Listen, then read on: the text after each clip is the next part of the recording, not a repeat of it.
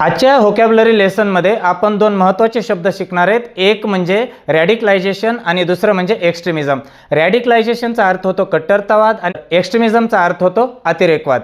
आता रॅडिकलायझेशन आणि एक्स्ट्रीमिझम हे काय आहे? तर रॅडिकलायझेशन एक थॉट प्रोसेस आहे आणि जे की द्वेषपूर्ण असते आणि एक्स्ट्रीमिझम हा त्याचा अतिरेक असतो, म्हणजे ॲक्शन असते ज्यामधून दंगे घडतील किंवा सामाजिक भेदभाव निर्माण होतील. आता आपण हे एका स्टोरीच्या माध्यमातून समजून घेऊया.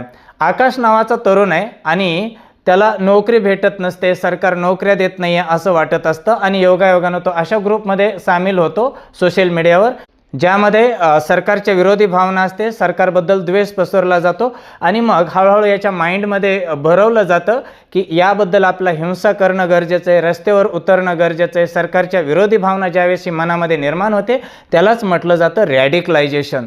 आणि ज्यावेळेस हा ग्रुप पूर्ण रस्त्यावर उतरतो, सरकारी संस्थांची मोडतोड, बसेस फोडणं अशा ॲक्शन्स करायला लागतो, त्यावेळेस त्याला म्हटलं जातं एक्स्ट्रीमिझम, त्यालाच म्हटलं जातं अतिरेकवाद.